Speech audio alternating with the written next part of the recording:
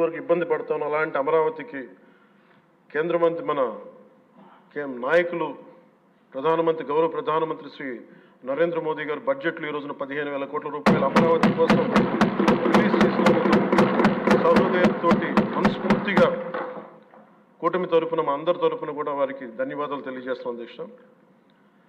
To honourable prime minister Shri Narendra Modiji, we're grateful to you sir for releasing the funds and will be eternally indebted to you sir. అలాగే భవిష్యత్తులో అధ్యక్ష చంద్రబాబు గారు కూడా చాలా స్పష్టంగా చెప్పారు నిన్న, ప్రభుత్వంలో భాగస్వామ్యంలో ఉన్న కార్యకర్తలు కానీ మా సహచర ఎమ్మెల్యేలు కానీ మీరు వ్యక్తిగతంగా ఏ తప్పులు చేసినా అది ప్రభుత్వం మీద పడుతుంది. అలాంటి తప్పులు జరగకుండా చూసుకోండి.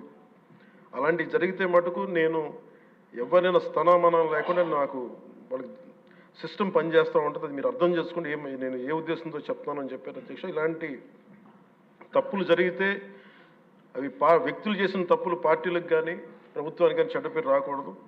దాన్ని ఎలా హ్యాండిల్ చేసుకోవాలో జనసేన పార్టీ తరపు నుంచి నేను మా వాళ్ళందరికీ కూడా ఒకటే తెలియజేశాను. మీరు వ్యక్తిగతంగా కనుక ఏదన్నా చేసి అది కూటమి ప్రభుత్వానికి ఇబ్బంది కలిగితే నేను వారిని వదులుకోవడానికి సిద్ధంగా ఉన్నానని చెప్పి చాలా స్పష్టంగా తెలియజేశాను అధ్యక్ష. అది మీరు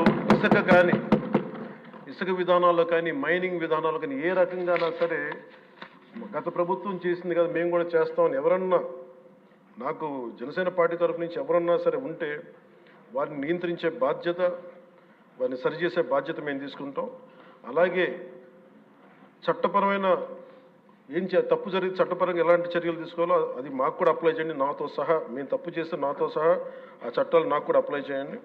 ఎవరు దీనికి అతీతులు కాదు. దీనికి ముఖ్యంగా ఈ 5 సంవత్సరాల కాలం ఇది హాలిడే కాదు ఎవరికి.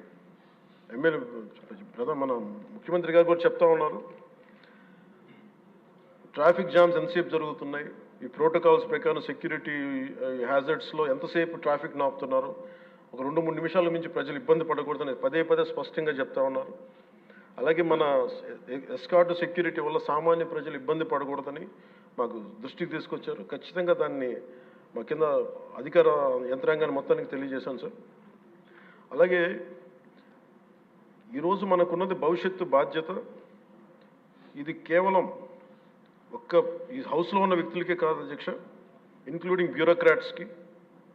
గత ప్రభుత్వం చాలా అవుట్రైట్ తప్పులు చేస్తూ ఉంటే కూడా బ్యూరోక్రసీ చాలా వరకు చాలా నిర్లిప్తంగా ఉండిపోయారు అధ్యక్ష. ఒక్క ఐఏఎస్ అధికారి ఏసార్లు రివ్యూ చేసిన ఒక్క ఐఏఎస్ అధికారి పేరు చెప్తా ఉంటారు. ఈ రోజున ఐఏఎస్ అధికారి ఏ శిక్ష పడకుండా వెళ్ళిపోయాడు. ఇలాంటి పరిస్థితులు జరుగుతూ ఉన్నాయి. So bureaucracy also has to take responsibility. And of course media ఏ సమస్యని హైలైట్ చేయాలి, ఏ సమస్యని హైలైట్ చేయకూడదు, ఏది ప్రజలకు అవసరం అనేది మీడియా మీద కూడా బాధ్యత ఉంది అధ్యక్ష. అలాగే సామాజిక